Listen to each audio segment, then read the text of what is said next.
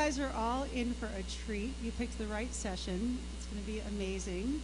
We're talking about fundraising, but really what we're talking about are our top tips for fundraising with purpose. The women who are on this panel all have done incredible jobs raising funds for projects that are important to all of us in our community and just in society. I think we all know how important art can be, and these 4 women have helped to facilitate art going out to Burning Man and to the world at large. So welcome. Our format is that we're going to be talking about top tips. All 5 of us have some different perspectives that we're going to share as it comes to fundraising, and we're going to have a little bit of dialogue just amongst the panelists, and then we're going to make sure that we have plenty of time to open it up for all of you, not just for questions, but also for your top tips. I know that a lot of you guys in the audience have done a lot of fundraising yourself, so we'll have plenty of time at the end for some interactive dialogue. So just to get started, I'm RICHMAN. I am currently the head of global citizenship for Airbnb, which means that I'm involved with all of the philanthropy and volunteerism activities of the company and how to activate it for social good. But for 10 years before I joined Airbnb, I was a philanthropy advisor. So I worked with high net worth individuals and families and corporations to help them give their money away. So I have a few of my own top tips that I'm going to share with you from a philanthropy advisor perspective.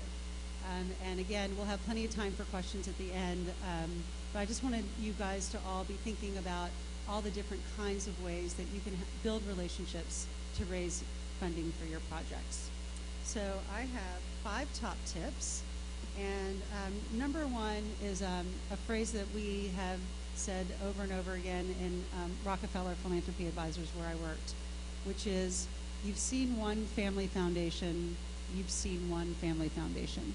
So instead of this idea that every funder is the same, absolutely true. Every single one of our clients were completely different in how they thought about giving money, what they cared about, what was important to them, what really resonated for them. So to really be thinking about funders as individuals, as human beings, and knowing that all of them are going to have very different perspectives on your work, whether it connects with them, and how they most want to support you. My top tip number 2 is to get as much clarity as you can about what that donor cares about. And that's going to really require you cultivating listening skills. So when you're talking to donors, really try to understand what their interests are, what kind of partnerships they're interested in. Do they want to dive in and be there volunteering with you every weekend? Do they want to write a check and maybe come visit at the opening party? Like, what are their interests, and how can you best connect with what's going to best resonate for them? You also have to think about what is their comfort level with risk.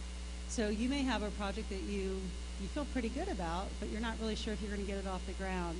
And the last thing you want to do is work with a donor who is going to hold you to the very letter of the agreement if that's not where you are in your planning process. Versus some donors who you have a very buttoned up business plan, you know exactly what you're doing, and you can help give transparency to them all along the way. So really just finding out what's going to be important to that donor and how you can best relate to them. My 3rd tip is to really build trust. Be consistent with your words and your actions. Artists have a reputation for being flaky and flighty and not responsible, and we all know that that is not the case. So prove it by showing that you... Is that what exactly, that's not the case. So prove it by being transparent about what's going on, by talking about what challenges that you're facing. Donors actually love to hear what's going wrong and hearing about it before it's gotten to a point that they can't do anything to help. So be very open, be very transparent, build that trust, and share what your most pressing needs are. My 4th tip is to really encourage inspiring interactions. A lot of the donors out there are really hoping to get some satisfaction out of funding your work. So find out what's going to do that for them. You guys are living lives that they may think is, what they wish they were doing, that they really can see that you're bringing change in the world in a way that they wish they could if they weren't, running their business or doing whatever. So really try to think about what's going to be inspirational for the donor so that you can also fuel your own inspiration. And lastly, this may seem counterintuitive, but no, donors are out there looking for you. As a philanthropy advisor, I was searching all the time for the right kinds of projects to connect my clients to. And so really don't think that this is like that you're an imposition for asking for funding. Really think about the fact that you are offering them an opportunity to put their money in a way that's going to be really impactful. So with those top tips on philanthropy, I'm going to start introducing our panelists, and they're going to share their top tips with you as well. And as I said, these women are incredibly accomplished, and what I really realized in looking at all their bios is that the reason that they're all fundraising is because they care passionately about social change and how social change can happen through art. And we're really lucky to have them all here, so thank you all for being here. And we're going to start with Julia Whitelaw, a catalyst for social change. She is the co-manifestor and the CVOR, or the voice of reason, for the Bliss Project. You guys probably have all seen Bliss Dance, Truth is Beauty, and the new, how do you say it, R-Evolution? Or Revolution projects, where she partners with her husband, Marco Cochran, to create beautiful art that also has a message about ending violence against women and establishing equal rights for women. So Julia, can you share some of the top tips that you have for the fundraising that you've done for these incredible projects? Yes. So we've done different kinds of fundraising for each project. Bliss, I'll start with, basically was one donor. So more an investor, really. I don't know what you want to call that. But so that project was a totally different project. So I'll really speak about Truth is Beauty and our evolution or revolution. And the way I've approached fundraising is to diversify, to start at the beginning with what's the total budget. First of all, be able to know what your total budget is, and then figure out where can you realistically, knowing your resources or your team's resources, get that money. How can you break it down in a realistic way? And so, for example, there's different categories. There's larger donors and family foundations, kind of like people Ray was talking about. So I'll set a certain category. I want to get $50,000 from that category. And then I have a crowdfunding category. How much is a realistic amount to get from an Indiegogo campaign or Kickstarter or something like that? Then there are events. How much can you realistically raise from events, and particularly with events, how much is that going to cost you? Because I think, and that's a tip that I'm going to get into a little bit after this, that one is kind of a difficult one for most people that spend a lot to have an event and then they don't really have that much money left over.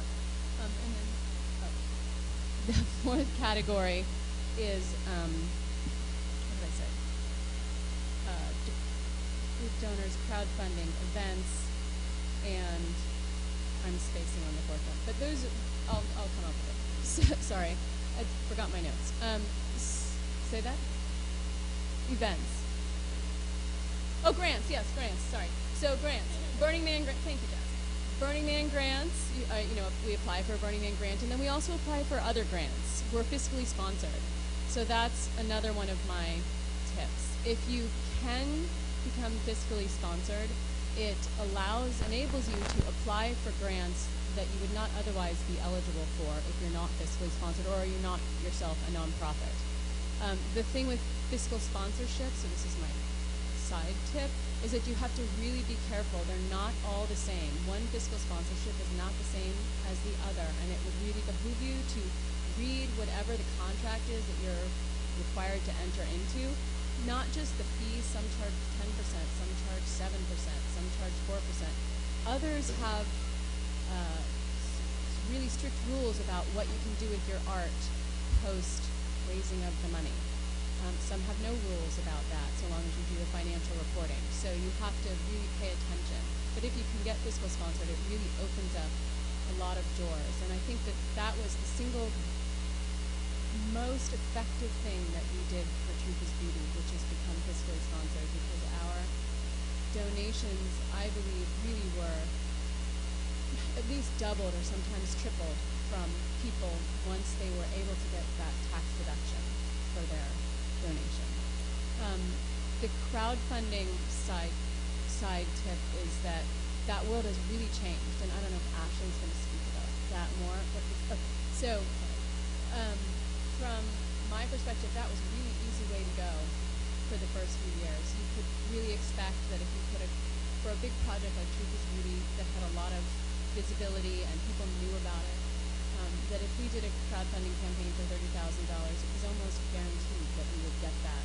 That's not the case anymore. I don't know whether it's a lot of competition or weariness for crowdfunding, but that's a very difficult thing to do these days, and to not put all your eggs in that, oh, I'll be able to get $40,000 from my Kickstarter or my Indiegogo, and to be flexible is in your diversification. That's why diversification is important, because you can say, well, I think I'm going to get this from here, but you always have to have a backup, and you have to be moving on your toes. Be flexible. That would be my third tip. I think that's swag. That was my crowdfunding, my second one on crowdfunding. I think a lot of artists get sort of twisted up about swag and making spectacular T-shirts and pendants and flasks and everything under the sun stuff. And then I know with the temple, I talked to Sin a little bit before. Then you're spending $5,000 on postage, and you really have to think about things when you're doing a crowdfunding campaign and an event. What's the real budget? Don't sweep those numbers under the carpet. Don't say, oh, that'll be about a couple $1,000. Really have to look at the actual real numbers. Calculate the postage, calculate the cost of the T-shirt, calculate the cost of the shipping, and figure out whether doing that thing is worth it. And again, sort of connecting with Ray, people really like experiences. So if you're donating to an art project like ours, we try to offer experiences and lower end swag, because what people, and that seems to attract people, like they want to come on the playa and get to climb inside these sculptures 40 feet above the playa. That's what attracts them. They get to be a part of it, or come to the studio and weld a piece into the sculpture. Something like that is a good thing to offer. So those are some of my tips.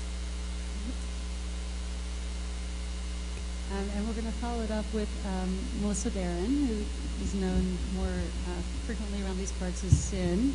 Sin has been doing art projects at Burning Man since 2007, really inspired by a desire to assist social justice causes, environmental causes, and experiential communities. She has done the amazing Oasis projects in 2011, 2012, and 2014. She and a whole wonderful team, including Lightning, who's in the audience, did the Temple of Holiness in 2013. They've done the main-based pistol. She did a project called Crown and Glory.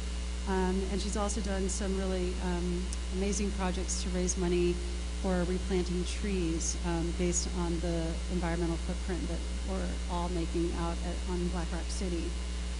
Through 7 different crowdfunding campaigns, she's raised almost $180,000. And when you add in all of the other kinds of events and individual donations, and I don't think this includes grant money, they've raised almost $500,000. So, Melissa Barron. Well, Julie and I spoke because we're sort of overlapping a bit with our experience doing art projects on the playa, and some honorarium, some not. It's interesting because everybody thinks, oh, if you have an honorarium, you just have live dick, and no. You have, if you're lucky, 50%, sometimes more. But thanks so much. I've also had surgery on my gum, so I look funny and I'm talking funny, and I have a short dress on, so I'm protecting, flashing you guys. Trying to distract you. Yes. Yeah. But anyway, to Julia's point, diversification with everything from writing grants to finding fiscal sponsors, to doing crowdfunding, to going to individual donors, both large and small.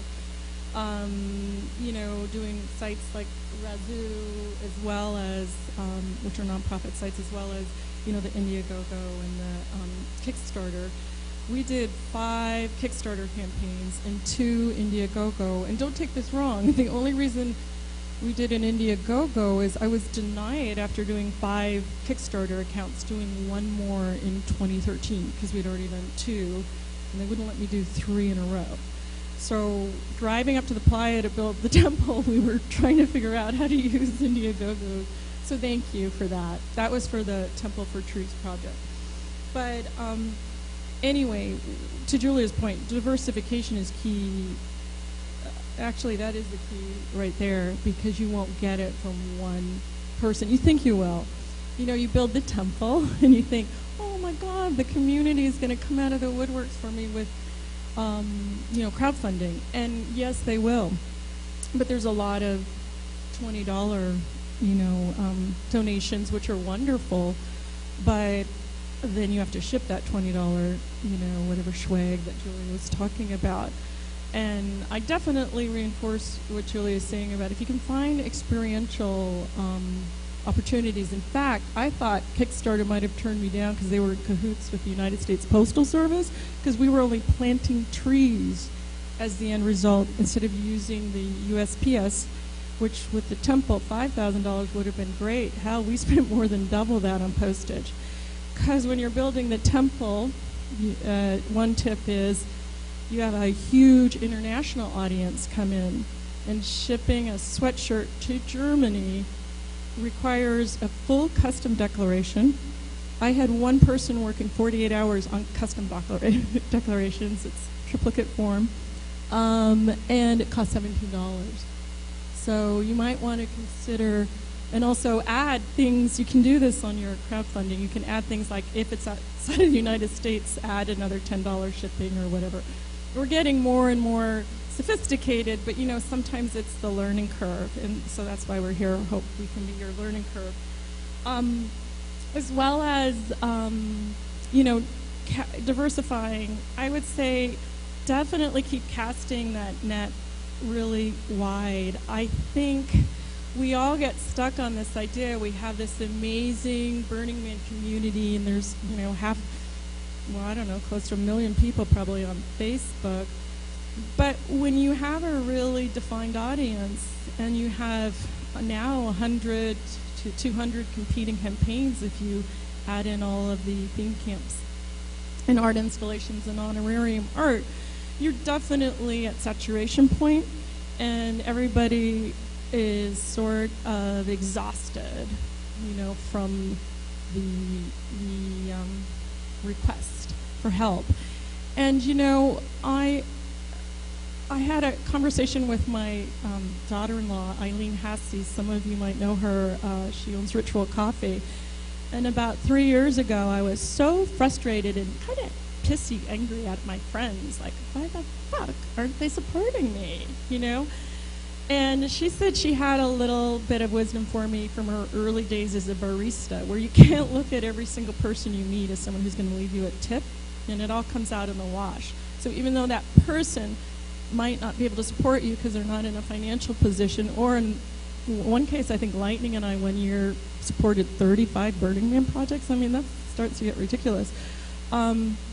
Know that they might have friends, or they'll communicate, whether it's through their social media or something else, to try and help you in any way that they can.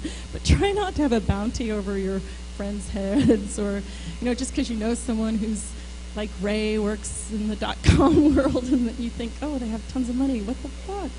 Why aren't they supporting me? You just can't look at people that way. Don't look at Ray that way. They haven't gone public yet.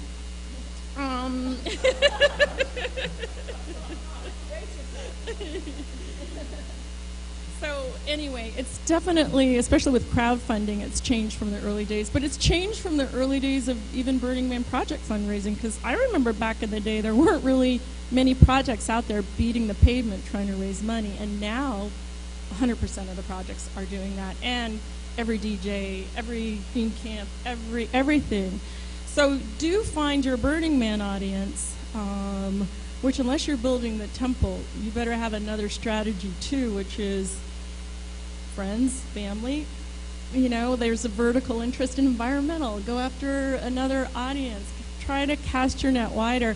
And also not just people that go to Burning Man. I mean, there's so many people who can't attend the event who have in the past and want to do something special to support it now. And the other thing I think Lightning and I were talking about, we went on a rafting trip in 2012 with Ray and Tomo, actually, down the Colorado. And we took a week in July, the end of July, in the middle of a Kickstarter campaign to go down the Colorado. I mean, how arrogant were we? I think we could get away with it. And we had thought we passed the baton, you know, hey, every crew, everybody, we've got to please keep this going, you know, blah, blah, blah. Well, we're gone. Seriously, in 10 days, not $1 came in. Because if you're a lead of a project, you have to be on 24/7. And that's exhausting. It's exhausting enough trying to build it, but you actually have to be pimping it like 24/7. I mean, you can't barely sleep. So, I mean, I'm sorry to say that. That's why I'm taking a year off this year. And Julia touched on Schwag, because I think in the program, I think I said something about my name. And I do love Schwag. I love it. I want it.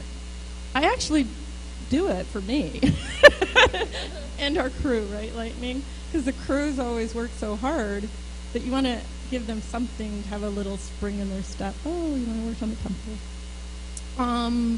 But gosh, that's a lot of money to support your crew that way. And we've learned a lot with the Schwag game, because we really went deep into it, especially the year of the temple. And, you know, it's not only shipping the fulfillment end of it. When you have thousands of people donating to you, and you're shipping thousands of items, it's just a myriad of complications. You have to have a spreadsheet mentality, or somebody on your crew who's good at fulfillment. You have to turn into a fulfillment house. You have to turn into a production house. You have to come up with logos. You have to come up with logos for every single, you know, different product you're producing. And paper is different than clothing is different than, so you need a whole group of, you know, graphic artists on hand who will help you do that. And then you have to have a place to ship it to, and then you have a place to distribute it from, and then you have to buy envelopes, and then you have to have people come and help you make necklaces. And so I don't want to tell you not to do it, but it is, I think blending it with, like what Julia was saying, with experiences is the best thing, or something you don't have to fulfill, like when you plant the trees, is a good idea. Because that will actually could cripple you as you're trying to get to the playa, you know, because you want to ship it so people can wear it on the playa or whatever. And then I think the last thing, and I'm old school, you know, Irish Catholic, recovering Catholic. So if I say, I mean, I lie too. I'm sorry, bless me, Father, for I have sinned. But I pretty much try to do what I say and say what I do. And I don't find a lot of, I know artists are responsible, as Ray's saying, but I don't think all artists are. I mean, you know, come on, we're human. But I also don't think every project who does a crowdfunding campaign follows through. I can't tell you how many campaigns we've supported, that 1 year 35, where I never got anything on the back end. And, I mean, I'm usually doing at a higher level, so it's sort of shocking that, you know, and oh my God, just reel in the announcements and the updates. Who cares? I mean, if it's important, send someone a note.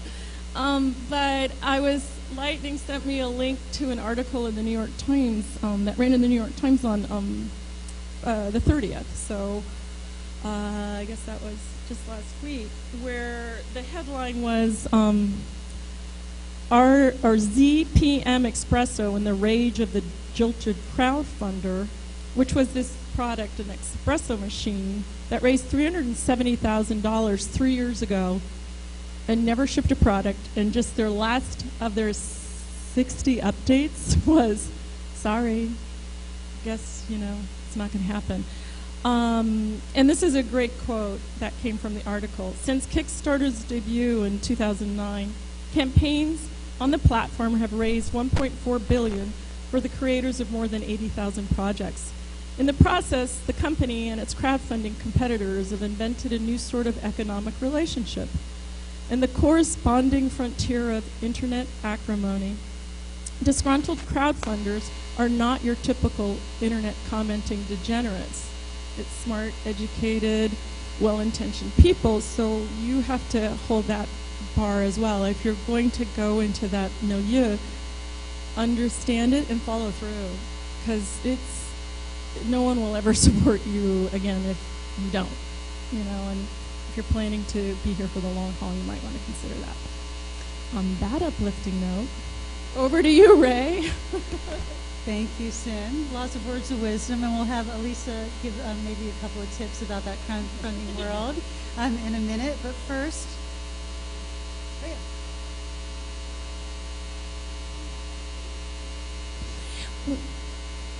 when you, I think I mean both, when you are, on Indiegogo or Kickstarter, it's really great because you're cultivating this audience. From our last 7 campaigns, we have like 50,000 people you can directly talk to, not this Facebook bullshit that you don't know who's getting what.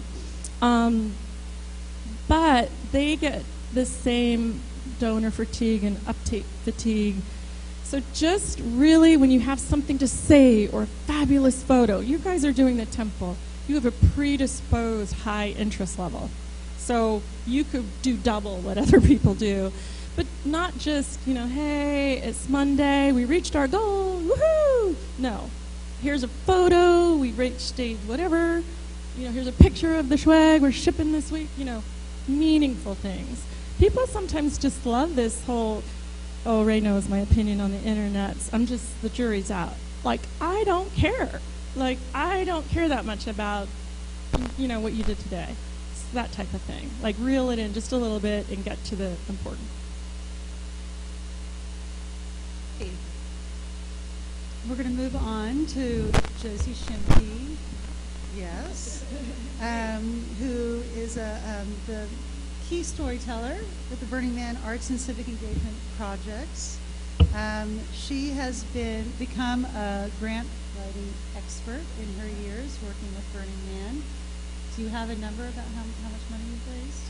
I knew you were going to ask me that. I don't have an exact number, but just in my head, if I just kind of tally it, it seems like low hundreds of thousands of dollars through grants. That's just the ones I can think of. So Josie is going to share some of her top tips for grant writing. Thank you. So yeah, it's always really funny. Closer? It's funny to be introduced as an expert in grant writing. I think I found my way into grant writing much like a lot of us find our way into the roles that we're in. I loved hearing Zach's story about his first piece starting as essentially kind of a joke, and then someone starts calling you an artist, and suddenly you're making what everyone is calling amazing art. And I felt like grant writing was the same way. I started working for Black Rock Arts Foundation in 2007, just doing admin, and it suddenly became needed to have a grant writer. And I was also helping with the grants giving program that we did through BRAF, which is now the Global Arts program for Burning Arts. And in that program, I was doing the preliminary reads of all the proposals that came in. And there were some years when I was reading up to 250, 300 proposals. I've read a lot of grant proposals. And so I feel like I have an idea of what jumps out, especially after reading fatigue. So with that knowledge, I felt confident enough to take some stabs at writing some grants, and somehow got some grants, and then I keep getting them. So and as you guys know, we have to be more creative about our fundraising. And I really appreciate that that's because we're really committed to the decommodification of art. You know, public art is free and accessible, and therefore we have to do all these different ways of raising funds. And I love the focus on diversification, and grants are kind of an untapped source of funding in this community. Crowdsourcing has been great. So I also know about grant writing for off-playa grants, so I hope that's of interest to you all.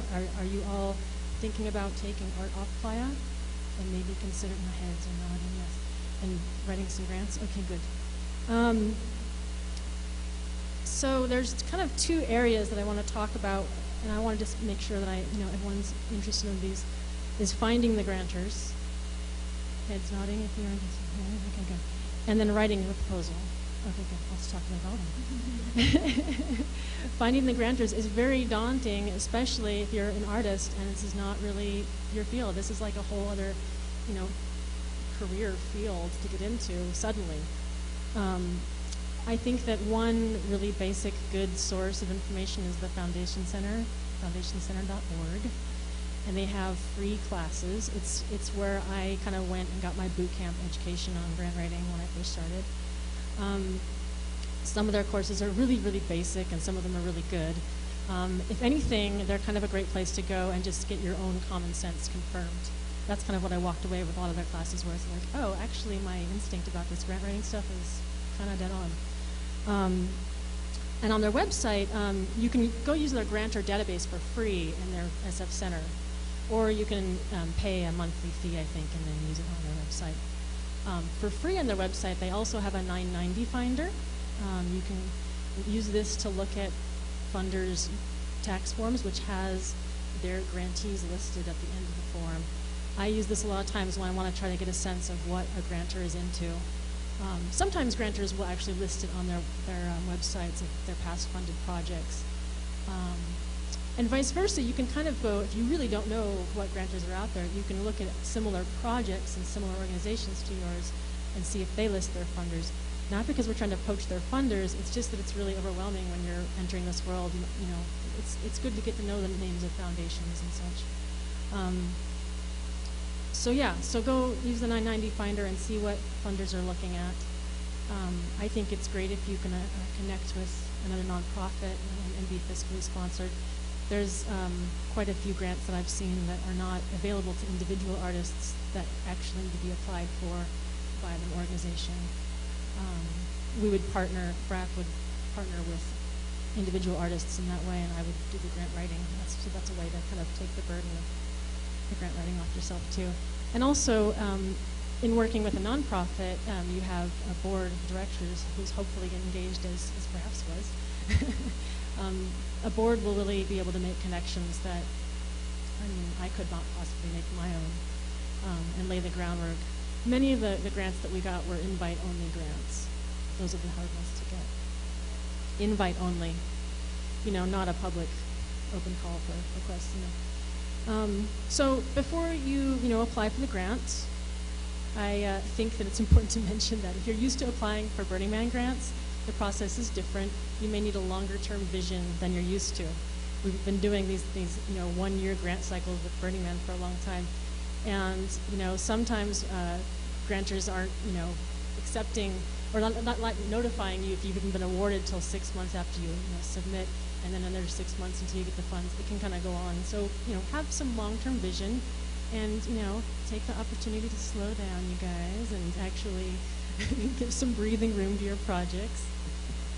I would love to see people work a little less hard. And I like to recommend that you start with your budget. I think that starting with the budget, with tangibles, all of the costs, will kind of give you a sense of, okay, well, if that costs this much, that means I actually need this much time to raise that money. It kind of starts to piece together the timeline, and the budget and the timeline will lead to the proposal, the narrative.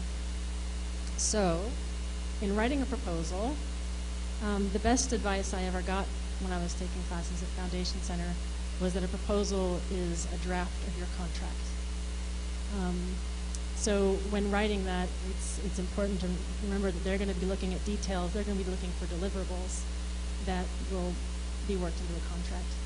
In the grants that we've received through Black Rock Arts Foundation, not everyone really has a really strict contract. Some really are just like, we love you guys and here's $50,000, go do it.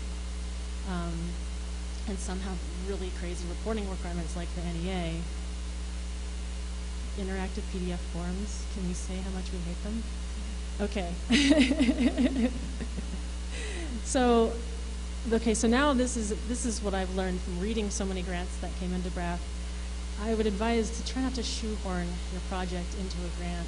There's a lot of really specific grants out there that are like looking for, reclaimed materials that work with, K through 8 kids, in this specific location. And there's this seductive quality about looking at grants going, oh, but they're offering me $70,000. Maybe I can go, make some reclaimed materials happen or whatever. And I've gotten into this problem with grant writing, and I've seen other people kind of try to shoehorn their project into the BRAF grants too, the Global Art Grants. Really I think that I'm advising to just stay true to your vision. I mean, you have great ideas, and it's worth finding the right funder and the right grantor. They're out there. It just takes some legwork and some research. So, in writing the proposal, this might seem like a no-brainer, but just follow their application to the T, to the letter. Get it in on time and get it in early if you can. There's sometimes a weird backwards logic to the grant application forms that they have, and you're like, why are they asking for the same information twice or whatever? Just do it. Don't ask questions, just do it. Don't give them any reason to have some, admin like I was, just throw it in the no pile for being 8 pages and not 7 pages. Is that what happened? I think one of the finest line in proposal writing is that balance of looking like you have support and funding, but also showing that you need the funding. I've heard proposals talked about when there's no funding behind it, we have this kind of, worry of like, can they really pull this off? But if they seem fully funded, why should we get the money? And then finally, the narrative. What I really realized when I was reading so many grants is that I need to see it in my head immediately. So paint the picture right up front in the first few paragraphs. What does it look like, sound like, when does it happen, where? A lot of proposals would come in with this, flowery, artsy kind of conceptual language. I don't want to hear about the walk in the woods you took with your grandfather when you were 4. I want to know how big it is and what kind of fuel it uses to shoot what kind of fire or whatever. There usually will be a place in the proposal to talk about your whys. And when you talk about those whys, I also think it's important to remember, you don't know who your audience is. Grant committees can be made of arts professionals or people who have no background in arts at all. And so I would recommend a mix of language of somewhat academic and intellectual language for those who appreciate that and can, see that as a sign that you really have thought through your project, but also make it accessible and paint that picture.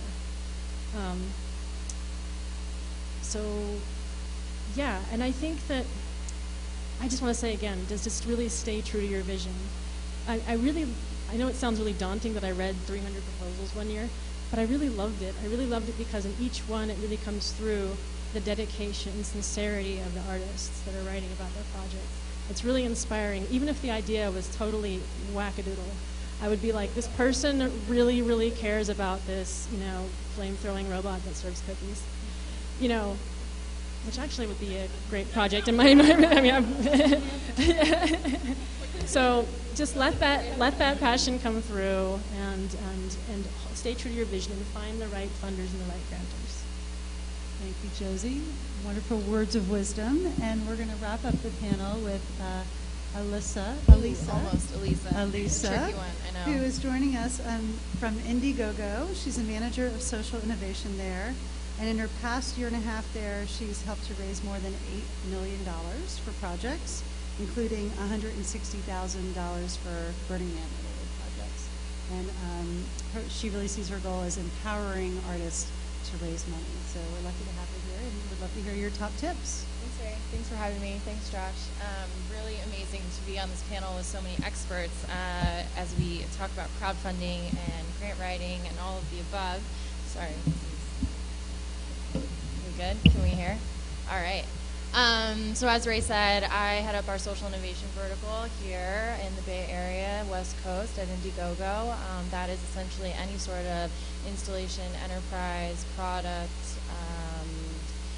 tech, what have you, that's doing social good in the world. So I come from a nonprofit background, actually worked for USAID for a while, and I got a little fed up, unfortunately, with actually our grant writing system and the bureaucratic process behind it, and I wanted to be able to help empower those that needed capital to do what they needed to do for their own right. So here I am, and work specifically with Burning Man projects, Exploratorium, Stanford D School, and it's really exciting to help consult campaign owners one-on-one on what their specific objectives are for their campaign and their goals and the exciting strategies to try to creatively get there to the end. Because quite frankly, crowdfunding is not just about the crowd and it's not just about funding, it's so much more than that. You can use it as a channel to really galvanize evangelists, as Julie was speaking to. You obviously can spread awareness. It's a movement to a certain degree. You can even validate what your idea may be, or most importantly, interact with who you think your audience is. You ask them questions. You say, hey, what would you like to see in this project? Or how would you like this experience to be? And you can take those data points and then move forward accordingly. So I really enjoy being able to kind of think through that process with all of these different types of teams. And I guess my tips kind of resonate completely with what the entire panel has said. Number one, running a campaign is a shit ton of work. Like, you are going to be in this for 30 to 60 days maximum. 60 days maximum, right? Indiegogo, actually, oh, again, preface, I'm wearing my Indiegogo hat. How many of you heard of Indiegogo before this? How many of you have contributed to an Indiegogo campaign? Boom. How many of you know the difference between Indiegogo and other platforms? Really? Oh my God, someone tell me. Let's go. Yes.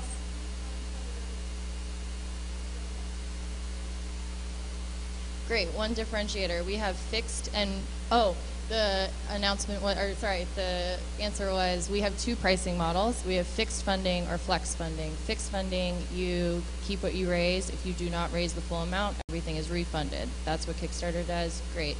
We added a second option, which is flexible funding. If you do not hit your entire goal, you're actually able to still retain the funds because, frankly, when we started in 2008, we had campaign owners say that exact thing. We just worked our ass off, and we really could have used that $30,000. Maybe we didn't get to $40,000, but that's going to go towards the project. And again, crowdfunding is this inherent feedback loop. Sociologically, psychologically, your personal brand, your public image, if you do not fulfill, you will get an article in the newspaper like that. Like those espresso people on Kickstarter, mind you, are screwed. So we decided to do flexible funding. So you're able to retain what you raise. However, there is a larger Indiegogo fee on that. That'll go into my tips. What's another differentiator? Anyone know? Scope of project. What do you mean? Nice. Yeah, perfect. So we are an open platform. We allow anyone, anywhere to fund what matters to them. It makes it actually a little tricky for us to really make a niche market, right? Kickstarter's designers and artists, and you have products, and that's why all of you know about Kickstarter. Good for them. Awesome. For us, we have nonprofits. We have sports teams. We have filmmakers. We actually started at Sundance. We have artists, we have researchers, we got everything under the sun. And so for us, it really is being able to empower those folks, but from brand recognition, it might be a little bit different. So yeah, good call. Anyone else? So do you have a... No, I care. You have a different, economic backend, and yours is through PayPal versus Amazon, and has a different way of trickling, well, you already talked about that, trickling in with every donation, which is actually daunting sometimes too, I must say. So we have PayPal, Stripe, Apple Pay, and Adyen, and we are in 244 countries and territories around the world, 5 currencies and 4 languages. So that's a little daunting, but our crowd is massive, and our trust and safety team, they are our FBI agents, essentially. Like, they do not allow any funds to be dispersed until you go through the due diligence of credit card algorithm, identity theft. I don't even know all the crazy things that they do. It's secret sauce. If we knew, Slava, our co-founder, would have to kill us all. So Elisa, do you have some tips for people about sorry, how to best utilize I've got your 4 platform? key tips. Okay, great. One is have a team, right? So have a team and make sure your timing is correct. Diversification is really important from all of your different funding strategies. And I think timing that diversification is important. So if you're going to high net worth individuals first, and then you launch your crowdfunding campaign and you're streamlining traffic there, you don't have as many asks going on. Your potential funders aren't confused on, should I donate here, should I donate here, or what's going on. If you have an event that you can align as well, that's great. And then continuing on with the grant before, diversification is important, but really having good timing. Second, and making sure that, like, from you actually building these, I mentioned it's a lot of work, right? You're going to want to be able to balance accordingly. The second is having a reasonable, attainable goal. So it would be awesome to say this campaign is going to really raise all of the funds for the entire project. No. What we normally find is the first third of your funds really come from this close-knit inner network that you have, friends, family, those that are at arm's reach. The next 30% of funds really come from the referrals that they make. So it's like 6 degrees of separation into real time. And you are essentially making it as easy for them to share the progress of the campaign and wanting to actually share it to their friends and family, right? And then the last third comes from the Indiegogo crowd at large. So that funding goal is crucial. It's like psychologically crucial. People that are strangers are going to want to contribute when there's some credibility, because why would they contribute if your friends and family didn't contribute, right? So there's a sense of that. The third piece is don't be afraid to tell your story. I had some campaigners say, I'm actually really shy, I don't want to be panhandling. It's not panhandling, it's them, it's you really illustrating what you're trying to do, and it's a living, breathing blog, right? And you're letting people participate with you in that. And that's kind of the beauty of a crowdfunding campaign, because you can creatively decide what that narrative is. You can talk about the walk you had in the park as a 4-year-old, and it's cool. And that's what those updates can be about, right? And that's how people want to participate. And the final tip is the perks. As you guys mentioned, swag is not really important, honestly. Do not get stuck in the fulfillment style of that. People on Indiegogo participate because, or want to contribute because they know you, they're passionate about what you're doing, they want to be involved some way, and then the last reason really is a tangible perk. So if you're clear on what those are and you have a diversification of those types, then you should be good to go. And the good news is that we're just here on 5th and Mission, and I'm an open resource to help you think through all that, so feel free to chat later. Great, thanks, Elisa. Yeah. Well, that was amazing. I feel like we could take all the wisdom that we heard today and write a book, and it would be a bestseller for anyone who wants to fundraise. But we have about 10 minutes left, so I want to open it up to questions from the audience before I ask some questions myself. Yes.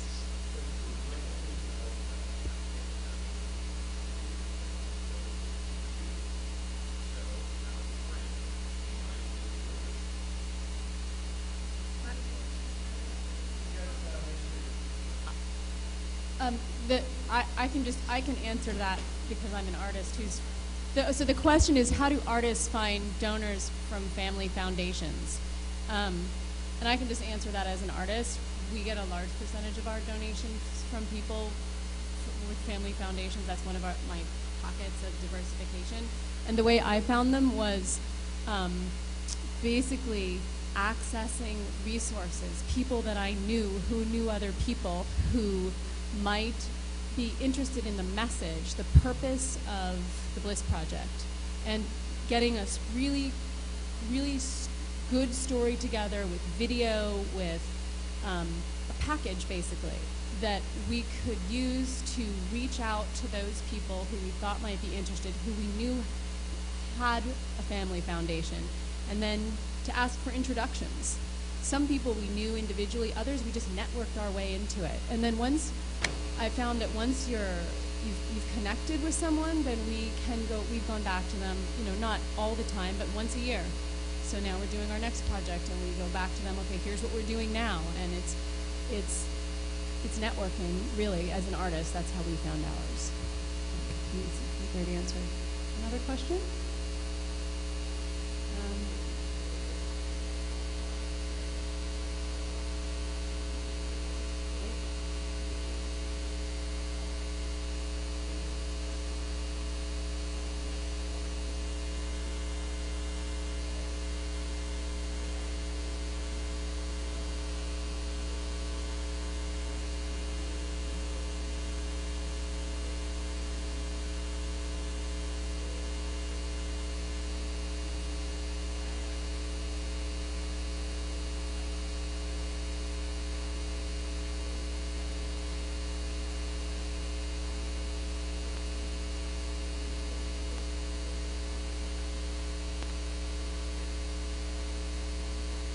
We'll add that to the book.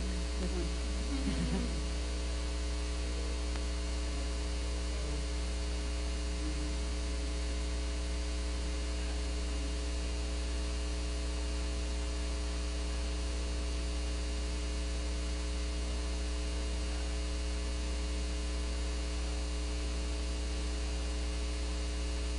Great points. Thank you. Thank you for adding to the tips.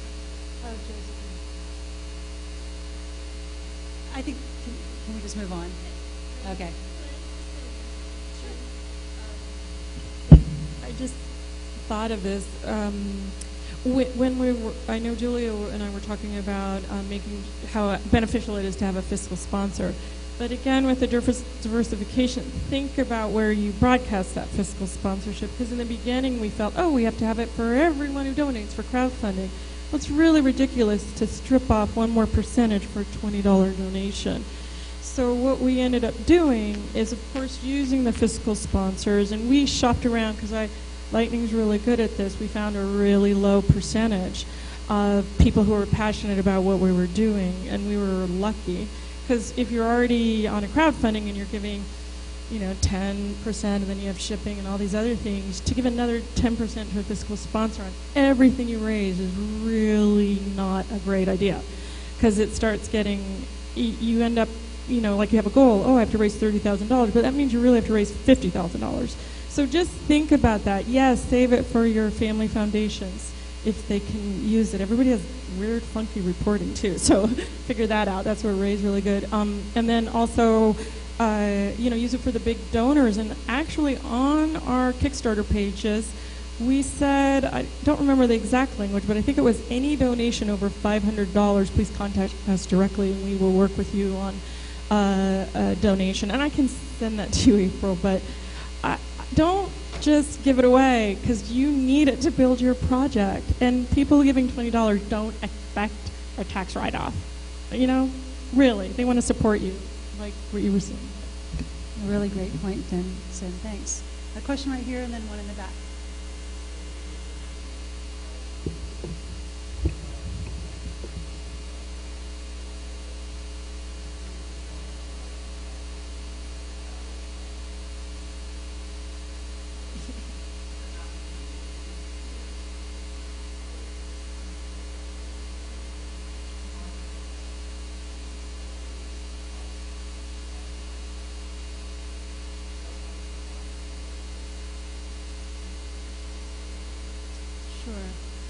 Okay, so the question, this just to summarize, the question, if I have it right, is of all the applications I've read, what's the Achilles heels, what's the most common weakness? I would say with Black Rock Arts Foundation, now Global Arts, it's not understanding our mission. We have such a specific nature of what we fund. We fund public, accessible, interactive art. And there are projects that feel like shoehorning, where they're like, a school mural, which isn't quite it's too narrow of an audience, it's not quite public or whatever, but they're making a case for it as if it's fitting our mission. So you can always kind of tell that when they're just kind of like casting the net wide, and I get that, I get it, but grants are a lot of work. I feel like it's not necessarily wise to just cast the net wide when each proposal takes, in hours plus, I don't know. And then the other weakness, feasibility. If we get the sense that they don't have the experience, they're kind of aiming too high. And I want to say something around just that flowery language again. You can kind of tell when the project is being hidden by concept. You can always smell a conceptual art student. Do you have something add on to that? Different. Okay. Yes.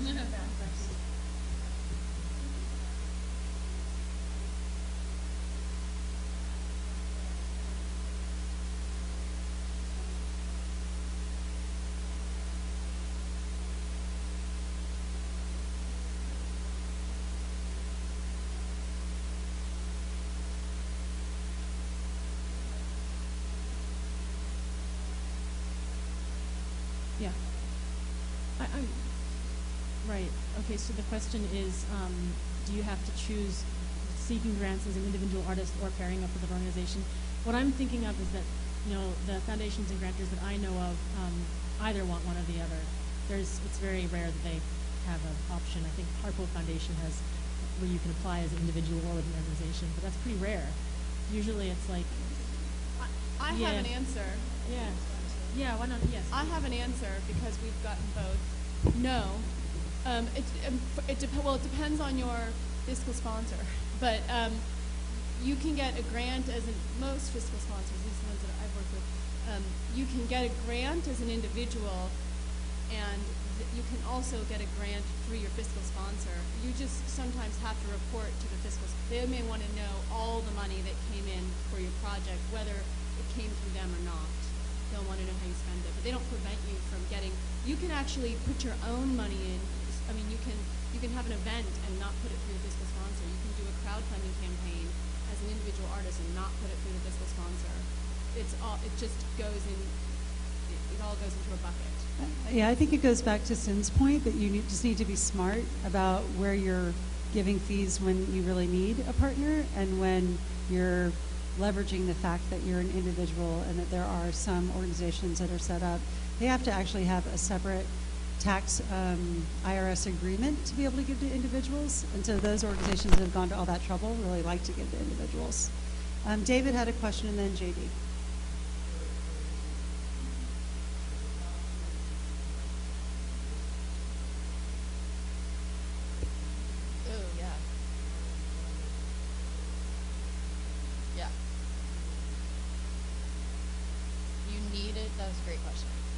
Repeat the question. Hello. Hallmarks of the key successful campaigns, right?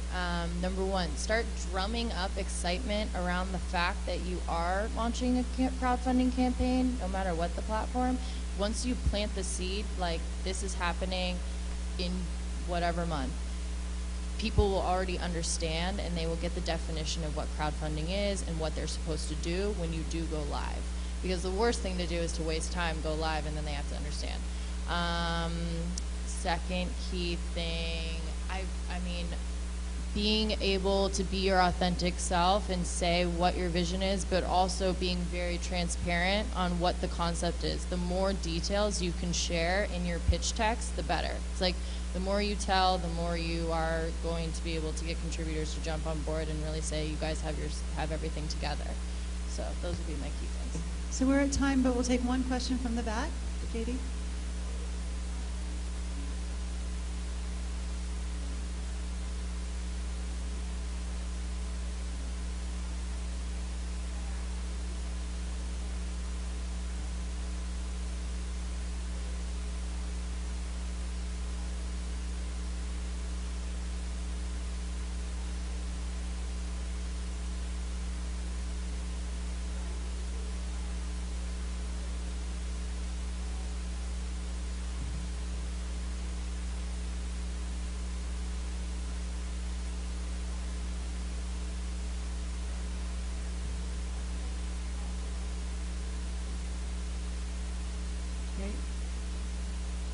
sorry?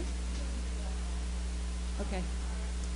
Well, I think we're at time. JD will probably be around for a little bit afterwards if anyone wants to hear. She was giving advice about how to leverage all different kinds, your diversity of funders to accomplish your goals. And I want to really thank our 4 amazing panelists for sharing all of your wisdom today. And thank you to Burning Man for hosting this really incredibly helpful and collaborative event. Enjoy the rest of your day.